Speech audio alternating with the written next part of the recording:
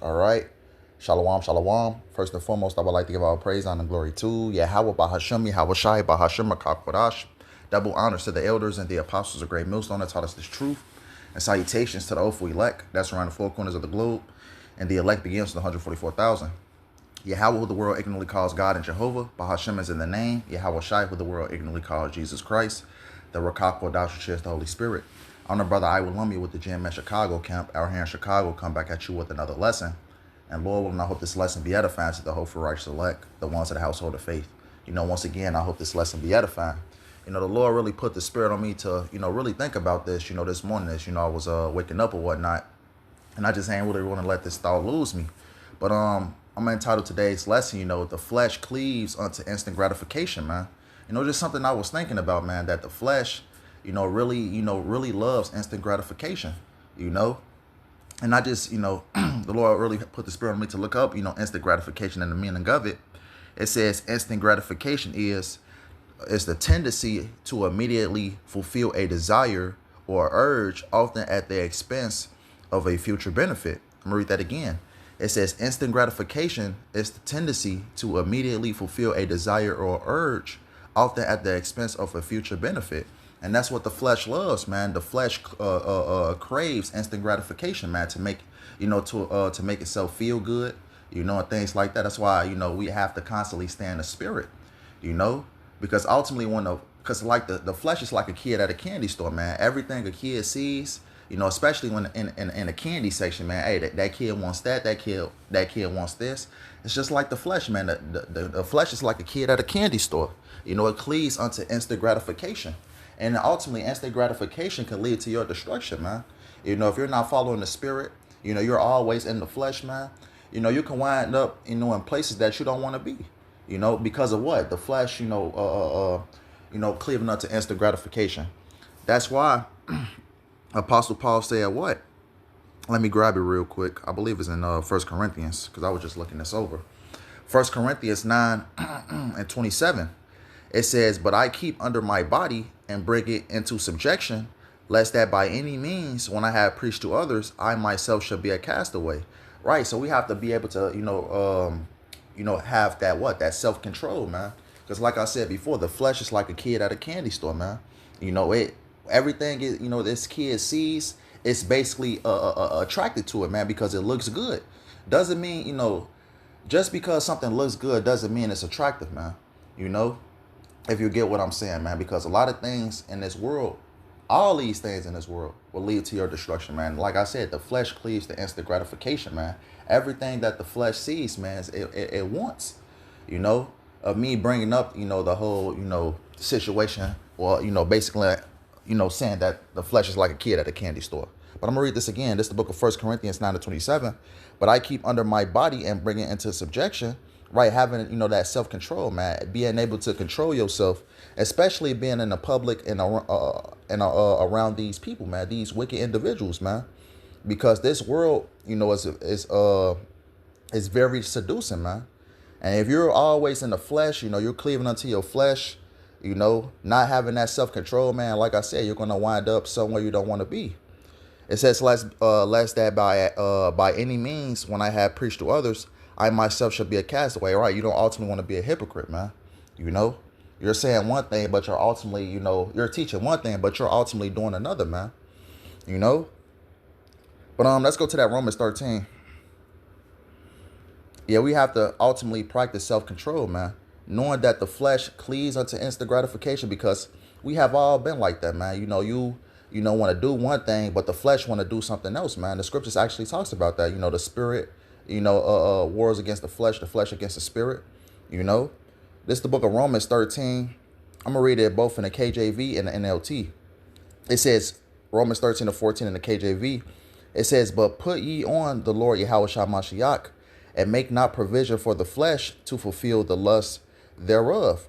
In the NLT, Romans 13 and 14 in the NLT, instead, clothe yourself with the presence of the Lord Yahawashi Mashiach, and don't let yourself think about ways to indulge your evil desires. All right, that's what the flesh constantly wants to do, man. It always conjures up something, wicked, man, that it wants to do, man.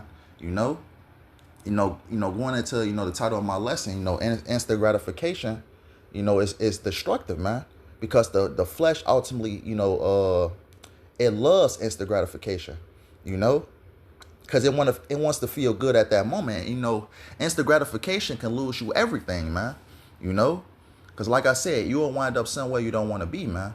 And it can ultimately cost you your crown.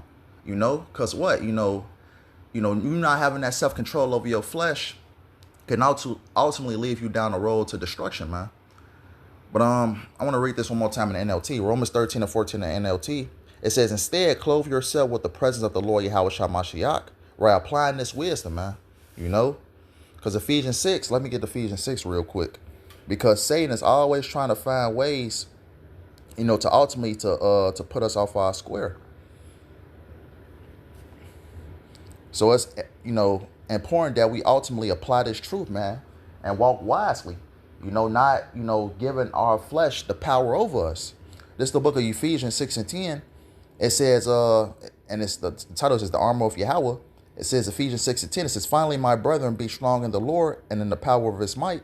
Put on the whole armor of Yahawah, that ye may be able to stand against the wiles of the devil, right? The trickery of the devil, because ultimately Satan tries to play upon your flesh to get you to go off, man. But when we apply this wisdom, this knowledge, wisdom, and understanding of YAHAWASHI, man, we're able to fight off the wiles of Satan, man. And Satan to come at you with everything, man. A woman may come up to you and say you look good, but the whole time she got a whole husband at home, man. And the flesh wants to to give in to that temptation. But ultimately, what this, like I said, this is the different things that Satan tries to play up on, man. Your flesh. Verse 12, it says, for we wrestle not against flesh and blood, but against principalities, against powers, against the rulers of darkness of this world, against the spiritual wickedness in high places. It says, verse 13, it says, wherefore take unto you the whole armor of Yahawah, that ye may be able to withstand in the evil day, and having done all to stand. Right? Point being that you apply this, knowledge, wisdom, understanding, that was given from YAHAWASHI. So you may be able to stand strong, man. So you may be able to overcome. In this instance, what? The flesh, man. Because the flesh in itself is a demon. It says, verse 14. It says, verse 14, it says, stand therefore having your loins girt about with truth, and having on the breastplate of righteousness.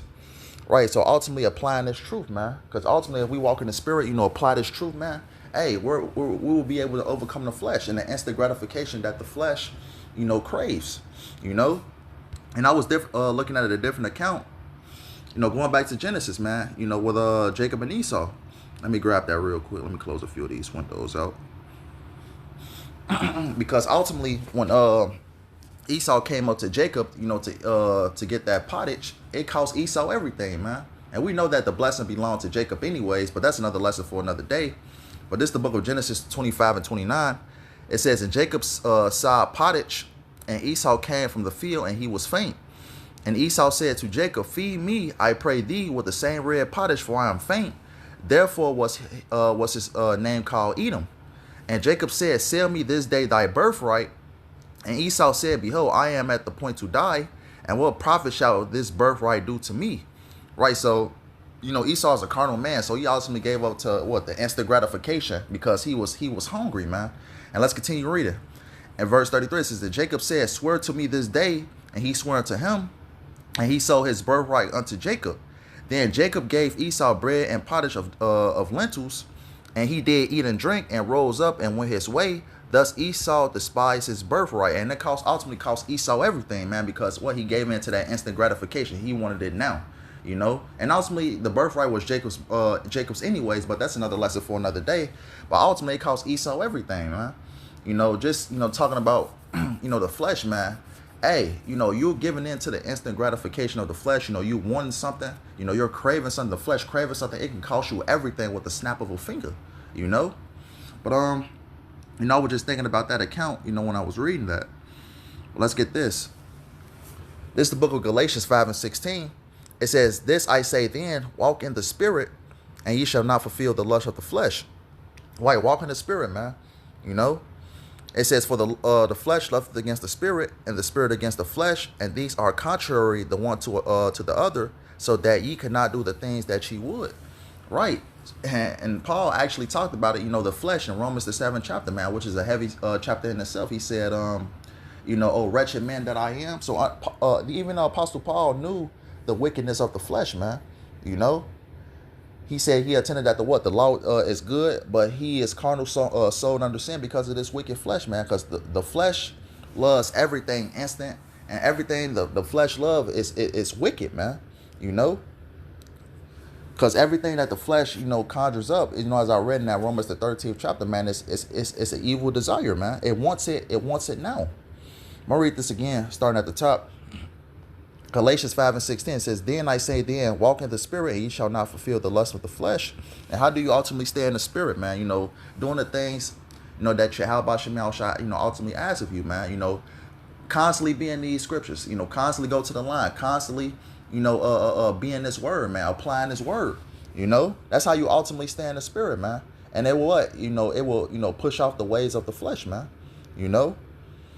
But if you're constantly in the flesh, man, you're gonna fall. You're gonna constantly fall, man. You're gonna do something that's gonna cost you your salvation. It says, verse 17, it says, for the flesh lusteth against the spirit, and the spirit against the flesh, and these are contrary the one to the other, so that ye cannot do the things that ye would.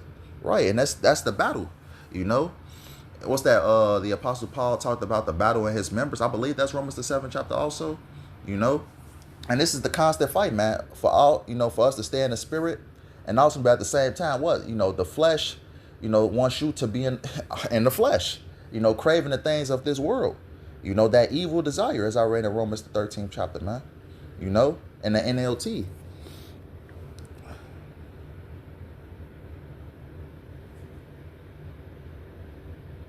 I'm gonna read this 1 Corinthians 9:27 again. I'm gonna close out with this one. It says, but I keep under my body and bring it into subjection. Right. We have to ultimately elude, that self-control, especially being in the midst of these people, man, because everything in this world, it basically, it caters to the flesh. Everything in this world caters to the flesh, but I keep under my body and bring it into subjection, lest that by any means, when I have preached to others, I myself shall be a castaway. Right. We have to elude that self-control, man. Because like I said, the flesh is like a kid at a candy store, man. It wants everything, and the flesh is wicked, man. It craves all type of wicked desires, but we have to ultimately elude that self-control, man. By what? By ultimately standing in the spirit, being in this word, and ultimately showing that great level of discipline, man. And I myself shall be a castaway, right? Because we don't want to say one thing, teach one thing, but this whole time we're doing another, man. But yeah, that's pretty much it. You know what? I'm gonna read this also. I might as well. It's the book of Ecclesiastes. Let me see. Yep. Ecclesiasticus, better known as Sirach, 19:1. It says, a laboring man that is given to drunkenness shall not be rich, and he that contemneth small things shall fall by little and little. Wine and women will make men of understanding to fall away, and he that cleaveth to harlots will become impudent. And right, this is what the flesh, ultimately desires, man. You're, in the flesh, you ultimately going to fall little by little, man. Then you'll find yourself not being in the word as much, not reading as much, not putting up your lessons as much, missing the line, And this is what the flesh ultimately, conjures up, man. Hey, you being in the flesh, it ultimately craves, everything, that's outside of this truth, man. Whether it can come in all, different shapes, form, or fashions, man. The instant gratification of the flesh, what the flesh desire, man. Whether it be women, wine, whatever the case may be, man. And it's ultimately, and like I said, as I read in that Ephesians 6, man, Satan, uses these certain things to ultimately, to trip you up and to ultimately get you up out of that, man. To drag you back into the world, because that's what the flesh caters to, man. Instant gratification in the things of the world, man. But Lord willing, I hope this lesson was edifying. I want to end up by giving all praise, honor, glory to YAHAWAH, BAHASHAM, YAHAWASHI, BAHASHAM, double honors to the elders and the apostles of great millstone that taught us this truth, and salutations to the hopeful elect that's around the four corners of the globe. Lord willing, I hope this lesson was edifying. Till next time, Kwam Yasharala, Shalom, and Abba.